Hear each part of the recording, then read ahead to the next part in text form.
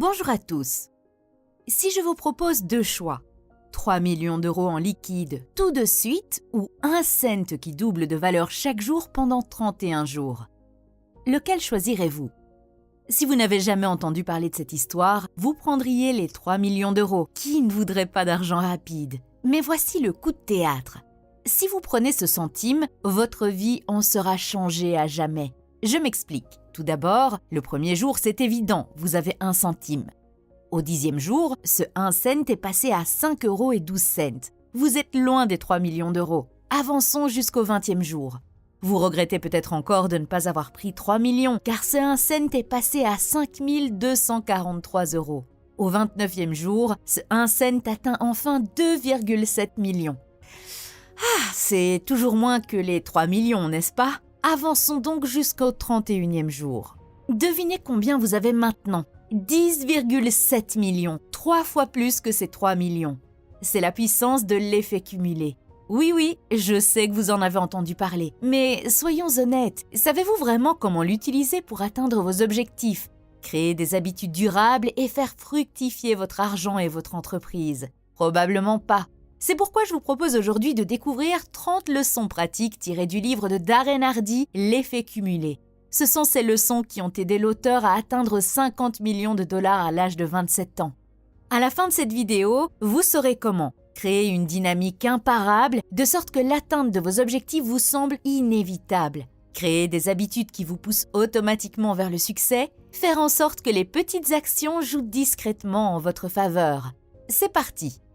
Leçon numéro 1, la loi de l'inertie. Vous êtes-vous déjà demandé pourquoi les gens qui réussissent ont tendance à réussir davantage, les riches à s'enrichir, les heureux à être plus heureux et les chanceux à être plus chanceux? Vous devez comprendre la loi de l'inertie. Les objets au repos ont tendance à rester au repos et les objets en mouvement ont tendance à rester en mouvement.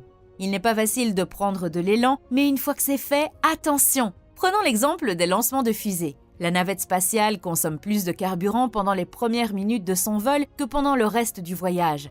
Pourquoi? Parce qu'elle doit se libérer de l'attraction de la gravité. Une fois qu'elle y parvient, elle peut planer en orbite. La partie la plus difficile est de décoller. Mais une fois que vous aurez pris de l'élan, vous serez difficile à arrêter. Et voici quelque chose que vous ne voulez probablement pas entendre. L'élan fonctionne des deux côtés de l'équation, dans le bon comme dans le mauvais sens. Tout comme lorsque vous commencez à travailler, il est difficile de s'arrêter. Il en va de même lorsque vous vous asseyez sur le canapé pour regarder Netflix. Il est également difficile de s'arrêter. Je vais vous donner l'exemple de 3 amis pour illustrer comment cette loi, combinée à de petits choix quotidiens, peut soit ruiner, soit transformer votre vie.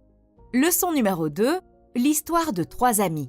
Voici 3 copains qui ont grandi dans le même quartier. Tout en eux est identique. Ils gagnent tous environ 5 000 € par mois, ils sont mariés, ils ont le même poids et la même santé moyenne. L'ami numéro 1, Larry. Il fait la même chose tous les jours.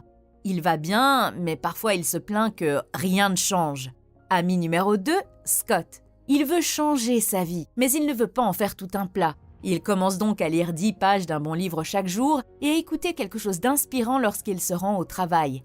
Et ce n'est pas tout, il marche plus par jour, mais moins d'1 kilomètre. Il supprime 125 calories de son alimentation chaque jour, par exemple en mangeant moins de céréales et en remplaçant les canettes de soda par de l'eau pure. Rien d'important, juste des changements simples. Scott s'en tient à ses choix, même s'il est facile de les abandonner. Passons maintenant à l'ami numéro 3, Brad.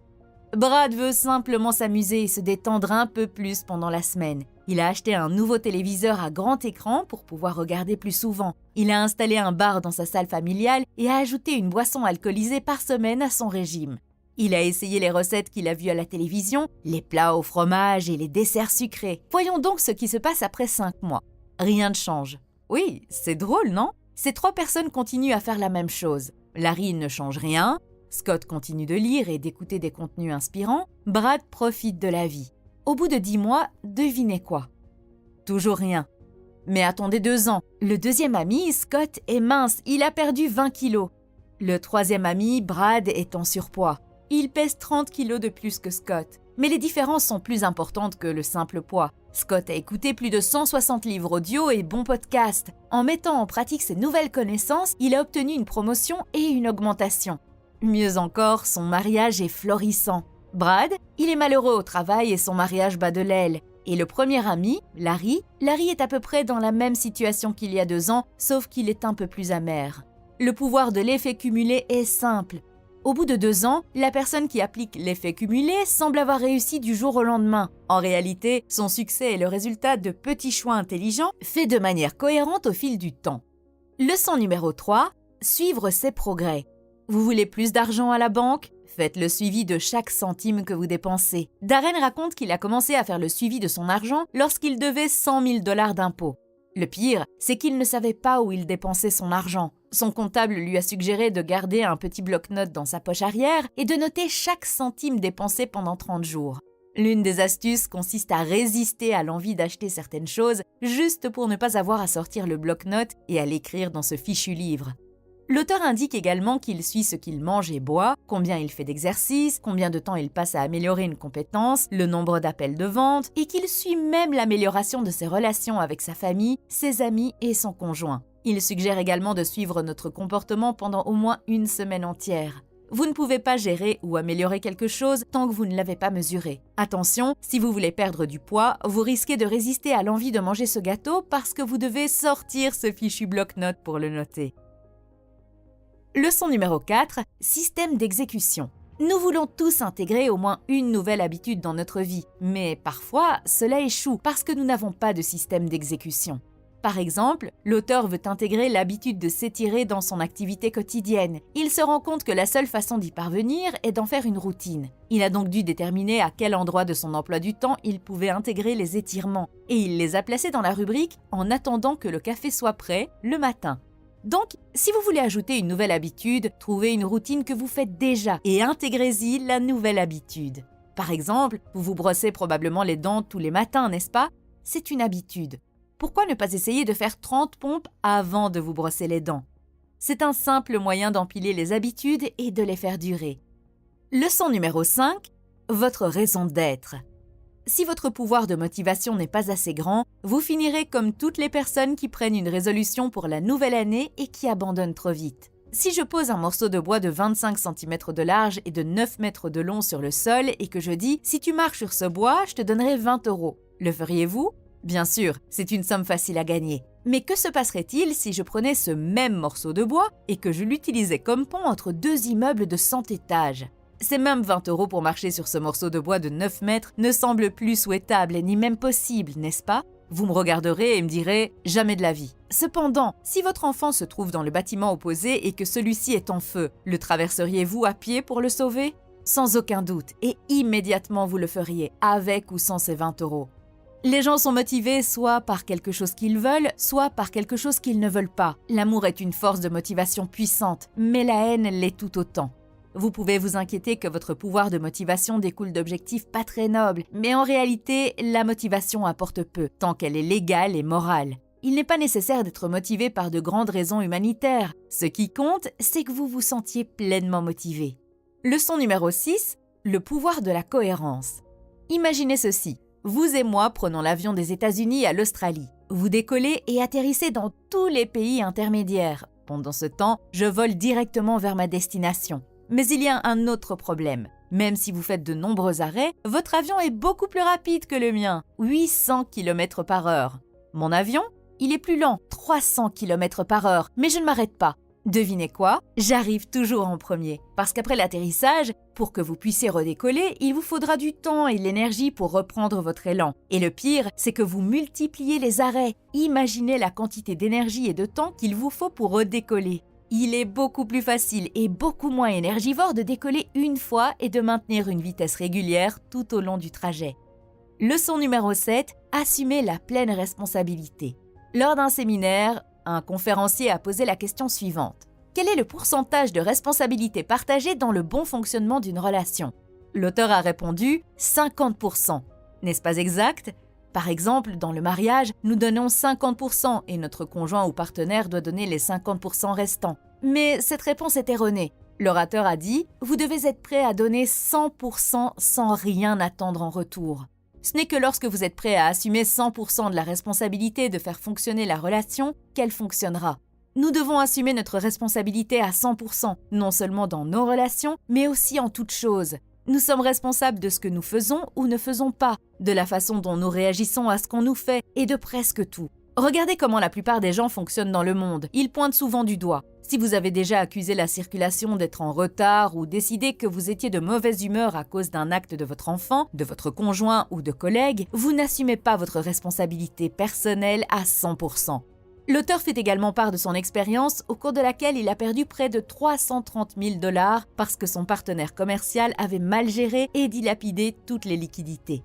Cette perte est en fait de sa propre faute. Il avait accepté de s'associer et lui faisait confiance. Il n'a pas assumé l'entière responsabilité en ne surveillant pas les finances avec plus de diligence. Néanmoins, il n'a pas choisi de perdre son temps à se battre. Au lieu de cela, il a appris sa leçon sur le fait d'assumer pleinement ses responsabilités et il est passé à autre chose. Jim Rohn l'a dit joliment, le jour où vous passez de l'enfance à l'âge adulte, c'est le jour où vous prenez l'entière responsabilité de votre vie. Leçon numéro 8, faire plus que ce qui est attendu. Dans l'une des émissions d'Oprah, elle a appelé 11 personnes sur scène. Elle a donné une voiture à chacune d'entre elles. Ensuite, elle a distribué des boîtes cadeaux au reste du public et elle a dit que l'une des boîtes contenait la clé de la 12e voiture. Mais voici ce qui s'est passé. Lorsque les spectateurs ont ouvert leur propre boîte, chacun d'entre eux avait un jeu de clés. Elle a crié « Vous avez une voiture ? Vous avez une voiture ! Tout le monde a une voiture !» Cet exemple est peut-être un peu exagéré, mais laissez-moi vous expliquer. Vous pouvez faire plus que ce qui est attendu dans tous les aspects de votre vie, que ce soit dans votre travail, en servant vos clients, en reconnaissant votre équipe, en reconnaissant votre conjoint, en organisant une soirée, en partageant du temps avec vos enfants ou quoi que ce soit d'autre. L'auteur partage son expérience de la vente de maison. Alors que d'autres agents estiment que leur travail est terminé après la vente de la maison, l'auteur a fait quelque chose de plus. Il s'est rendu chez le propriétaire et lui a remis en personne un panneau vendu. En faisant ce petit plus, le nouveau propriétaire de la maison se souviendra davantage de lui. S'il doit acheter ou vendre une maison à l'avenir, devinez à qui il s'adressera. Vous voyez, le seul coût qu'il a dû supporter pour faire ce petit extra a été le prix de l'essence pour s'y rendre. Il suffit de très peu de choses pour être extraordinaire. Leçon numéro 9, l'effet d'entraînement. L'effet cumulé peut également fonctionner de manière négative et créer un effet d'entraînement qui se répercute sur l'ensemble de votre vie. Vous vous souvenez de l'histoire des 3 amis. Le 3e ami, Brad, a décidé de profiter davantage de la vie. Il s'est donc mis à préparer des muffins à partir d'une recette qu'il avait apprise sur la chaîne de télévision Food Channel.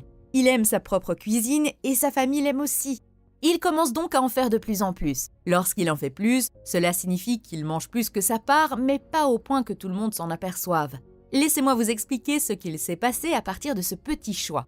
Tout d'abord, ces muffins supplémentaires ont rendu Brad paresseux le soir. Il ne peut donc pas bien dormir. Il se réveille fatigué. Cette sensation d'épuisement affecte ses performances au travail. Son patron lui fait des remarques décourageantes. Après une dure journée de travail, le trajet jusqu'à la maison semble plus long, ce qui signifie plus de stress et plus de nourriture réconfortante pour se sentir mieux. Il consomme alors davantage de malbouffe, ce qui le prive d'énergie et l'incite à moins parler à sa femme. Moins d'activités partagées avec sa femme signifie également moins d'exercice. Le manque d'activités amusantes le rend moins heureux. Son corps commence à se relâcher, il se sent moins sûr de lui et moins séduisant. Il cesse de faire des compliments à sa femme et devient moins romantique. Sa femme se sent délaissée, elle consacre son énergie à son travail et passe plus de temps à discuter avec ses amis. Les hommes commencent à flirter avec elle, mais elle ne tromperait jamais Brad. Brad sent que quelque chose ne va pas. Sa solution est de regarder davantage la télévision tard le soir.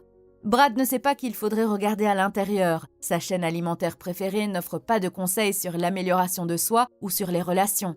De plus, il ne lit pas de mon livre. S'il l'avait fait, il aurait peut-être appris à changer ses mauvaises habitudes.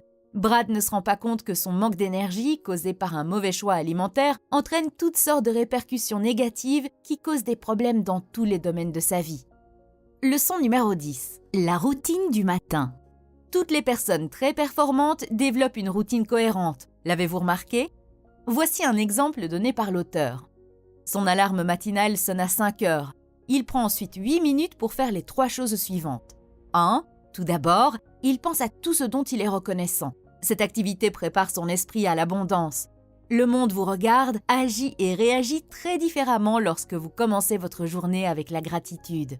2. Ensuite, il envoie de l'amour à quelqu'un. Il imagine une personne à qui envoyer de l'amour en imaginant tout ce qu'il souhaite et espère pour elle. Ce quelqu'un peut être un ami, un parent, un collègue de travail ou même une personne qu'il vient de rencontrer au supermarché, peu importe. Troisièmement, il réfléchit à son objectif numéro 1. Il décide alors des 3 choses qu'il va faire ce jour-là pour se rapprocher de cet objectif. Cet objectif ne doit pas nécessairement être lié au travail, il peut aussi s'agir d'une relation, comme faire en sorte que sa femme se sente aimée et respectée.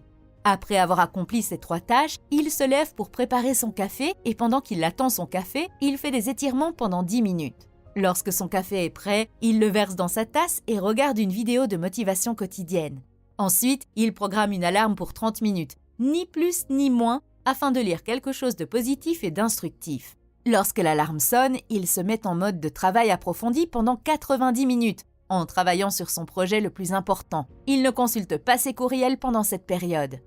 À 7 heures du matin, il prend 15 minutes pour passer en revue ses objectifs hebdomadaires, mensuels, annuels et quinquennaux. Il se demande ensuite, si je ne faisais que 3 choses aujourd'hui, quelles seraient les actions qui produiraient les meilleurs résultats pour me rapprocher de mes grands objectifs? Ensuite, il ouvre son courrier électronique et délègue des tâches à son équipe. Il ferme ensuite son courrier électronique et travaille sur les 3 priorités qu'il a définies plus tôt.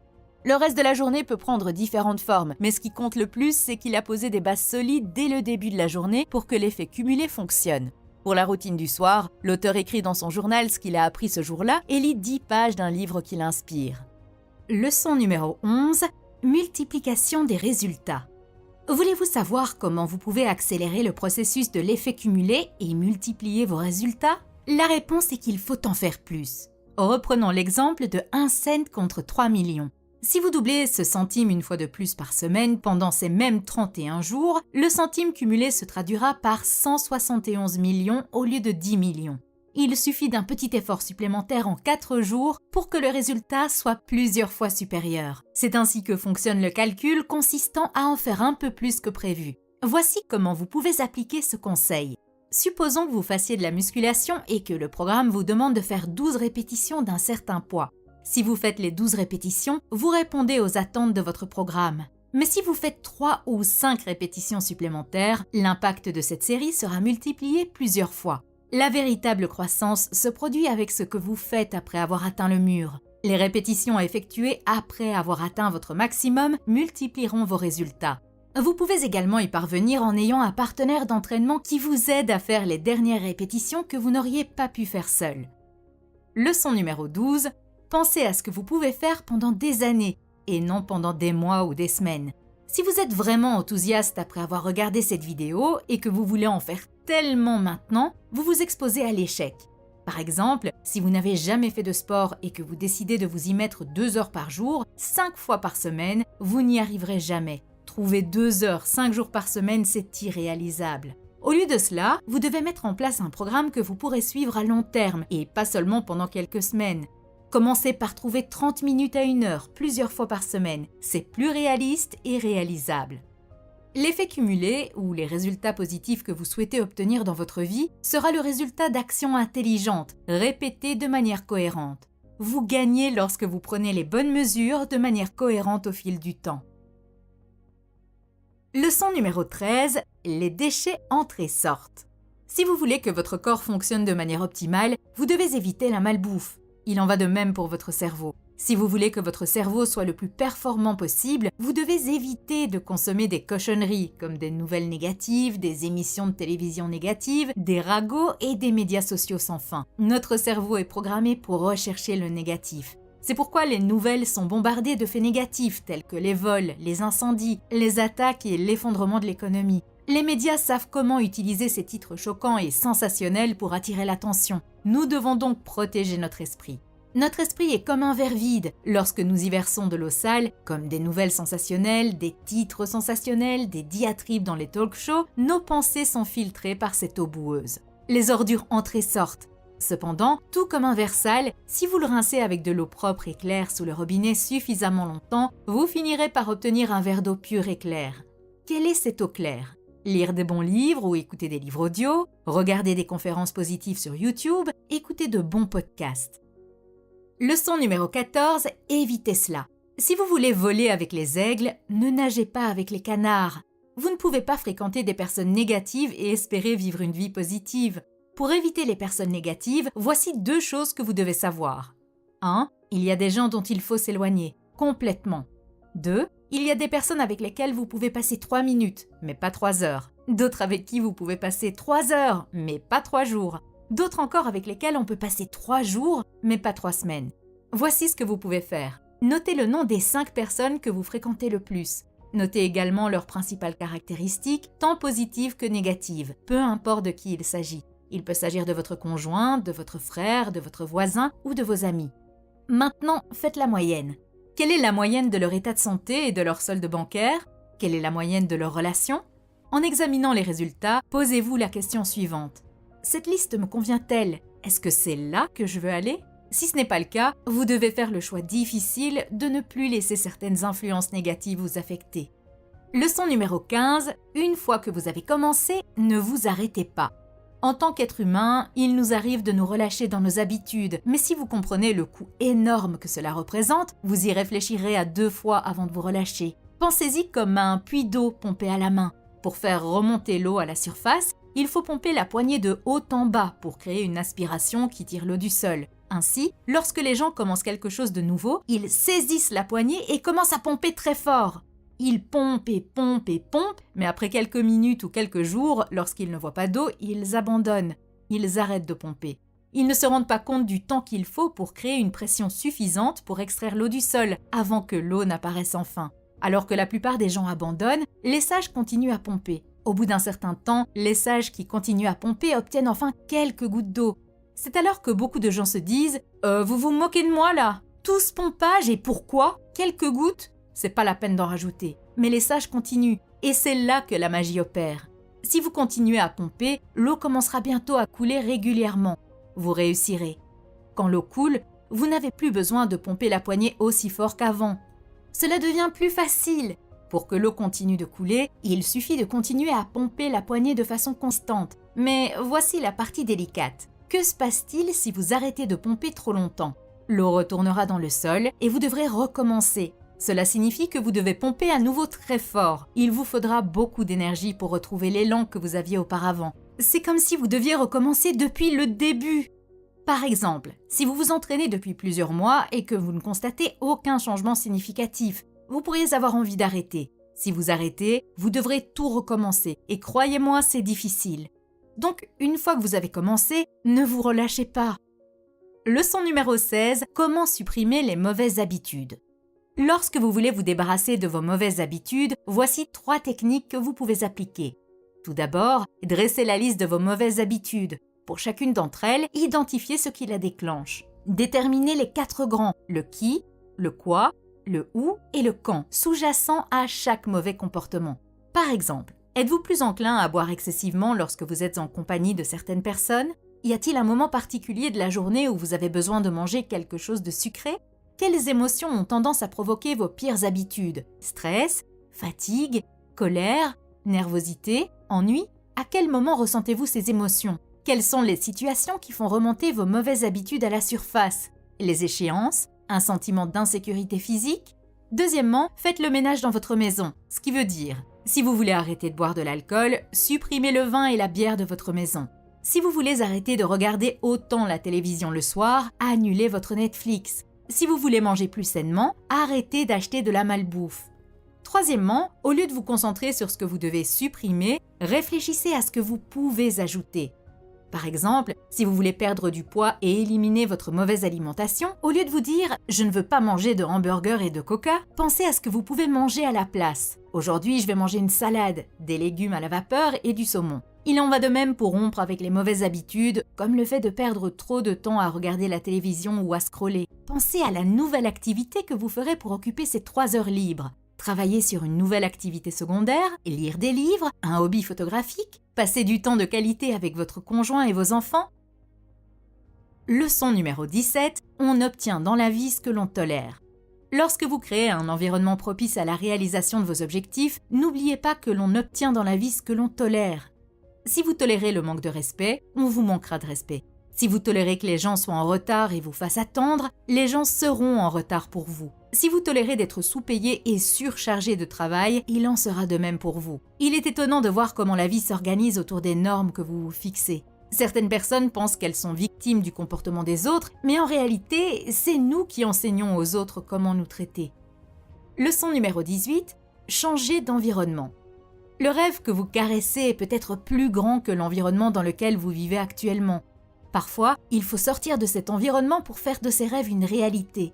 Darren raconte que lorsqu'il travaillait dans l'immobilier, il vivait et travaillait dans un environnement limité. Il voyait les mêmes types de personnes au même niveau. Pour se développer, il s'est rendu compte qu'il devait trouver un cercle d'associations plus élevé. Il a donc commencé à se rendre en voiture dans l'un des endroits les plus riches et les plus beaux où vivent les gens riches. Ce n'est pas très loin, juste quelque part au nord de l'État où il vivait. En plus de se créer un nouveau cercle, il aimait s'asseoir dans un restaurant particulier et regarder le flanc de la colline où des maisons de plusieurs millions de dollars étaient construites sur les falaises. Une maison en particulier attirait son attention. Une maison bleue de 4 étages avec un ascenseur et un paratonnerre en forme de baleine au sommet. Un jour, alors qu'il rentrait d'un brunch, il a vu un panneau indiquant une maison ouverte et s'est dit qu'il serait amusant d'aller y jeter un coup d'œil. Il a suivi la route en zigzag jusqu'aux falaises et a finalement atteint le sommet de la colline et trouvé la maison annoncée. Il ne se doutait pas qu'il s'agissait de la maison bleue qu'il observait depuis des années depuis le restaurant. Il a signé le contrat sur le champ et est devenu propriétaire de la maison de ses rêves. Le nouvel environnement dans lequel il a décidé de s'installer a eu un effet puissant sur lui. Le fait de voir ces maisons sur les falaises a nourri son ambition de travailler plus dur. Leçon numéro 19. Qui vous influence ? La meilleure façon de développer les caractéristiques que vous recherchez est de passer du temps avec des personnes qui les possèdent déjà. Vous finirez par parler comme elles parlent, lire comme elles lisent, penser comme elles pensent, traiter les gens comme elles le font et même vous habiller comme elles. Leur influence est si subtile que vous ne vous en rendrez peut-être même pas compte. Si vous passez suffisamment de temps avec eux, il est probable que vous obtiendrez les mêmes résultats dans votre vie. Mais voici une autre astuce. Vous pouvez aussi passer du temps avec des personnes formidables qui vivent loin de vous en regardant leurs vidéos en ligne. Il en va de même pour les grands personnages qui ne sont plus en vie, comme Jim Rohn. L'auteur aime passer du temps avec Jim Rohn en écoutant ses conférences dans sa voiture ou en lisant ses livres. Leçon numéro 20. Célébrer. Prenez le temps de célébrer et d'apprécier les fruits de vos victoires en cours de route. Trouvez de petites récompenses à vous offrir chaque mois, chaque semaine, chaque jour, même quelque chose de petit pour reconnaître que vous vous êtes tenu à un nouveau comportement. Par exemple, faites une promenade, détendez-vous dans un bain, réservez-vous un massage ou allez dîner dans votre restaurant préféré. Leçon numéro 21. Secouez votre routine. De temps en temps, changez vos habitudes. Si vous ne le faites pas, vous risquez de vous ennuyer et d'atteindre un plateau. Par exemple, lorsque nous nous entraînons de la même manière, à la même heure, en faisant les mêmes mouvements répétitifs semaine après semaine, notre corps cesse de produire des résultats cumulés. Nous nous ennuyons et nous perdons notre passion. Je parie que vous avez déjà ressenti ça, n'est-ce pas ? C'est pourquoi il est important de varier les plaisirs, de se lancer de nouveaux défis et de renouveler son expérience. Darren nous dit aussi qu'il s'efforce d'ajouter de l'aventure à sa vie. Il s'est fixé des objectifs hebdomadaires, mensuels et annuels pour faire quelque chose qu'il ne ferait pas normalement. Rien d'extraordinaire, juste des choses simples comme manger des aliments différents, suivre un cours, visiter une nouvelle destination ou s'inscrire à un club pour rencontrer de nouvelles personnes. Ce changement de rythme le fait se sentir vivant, l'aide à trouver sa passion et lui donne l'occasion d'avoir de nouvelles perspectives. Examinez vos habitudes. Si une activité qui vous dynamise est devenue banale ou ne produit plus de résultats probants, changez-la. Leçon numéro 22. Se donner les moyens de réussir. Si vous vous inscrivez dans une salle de sport trop éloignée, vous ne vous y rendrez pas. Votre salle de sport doit être proche et pratique et l'heure d'ouverture doit correspondre à votre emploi du temps. Si vous voulez perdre du poids et manger plus sainement, gardez des aliments sains dans votre réfrigérateur et votre garde-manger. Si vous voulez être sûr de ne pas vous jeter sur des snacks et distributeurs automatiques lorsque vous avez faim, gardez des noix et des snacks sains sur vous. L'une des stratégies utilisées par l'auteur consiste à avoir des protéines à portée de main. Il fait griller un tas de protéines le dimanche, les emballe et les tient prêtes pour la semaine. Leçon numéro 23. Donnez d'abord pour recevoir. Quoi que nous voulions dans la vie, la meilleure façon de l'obtenir est de s'efforcer d'abord de donner la même chose aux autres. Je suis sûre que vous croyez au karma, n'est-ce pas ?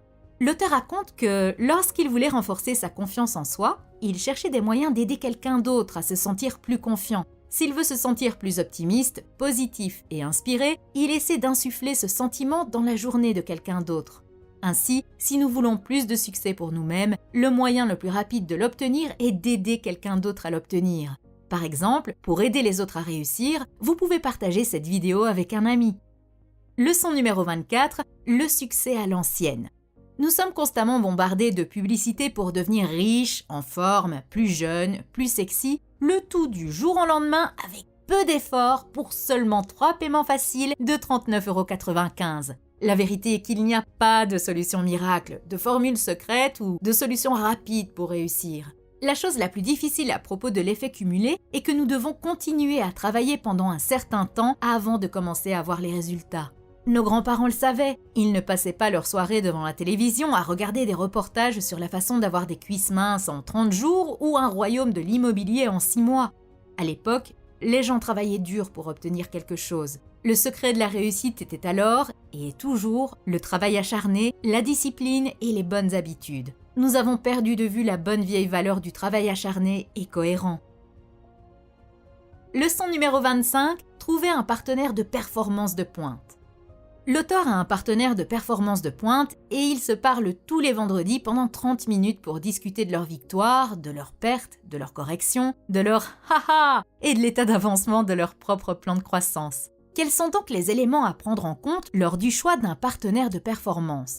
Le partenaire doit être quelqu'un en qui vous avez confiance. Il ou elle doit être suffisamment audacieux pour vous dire ce qu'il ou elle pense vraiment de vous, de vos attitudes et de vos performances. Il peut s'agir d'un ami de longue date ou d'une personne qui ne vous connaît pas bien, cela n'a pas d'importance. L'essentiel est d'obtenir une opinion honnête et un point de vue extérieur. Mais il y a un défi à relever. La vie est la vie. L'auteur et son ami sont tous deux des cadres très occupés. Nous aussi, n'est-ce pas? Néanmoins, il continue à se rendre à la réunion hebdomadaire sans faillir. Ce qui fait que l'auteur s'engage à atteindre son objectif chaque semaine, c'est qu'il sait que l'appel est imminent et qu'il doit rendre des comptes à son ami. Leçon numéro 26, s'installer en douceur ou sauter? Pour changer des habitudes profondément ancrées, essayez de procéder à de petits changements, petit à petit.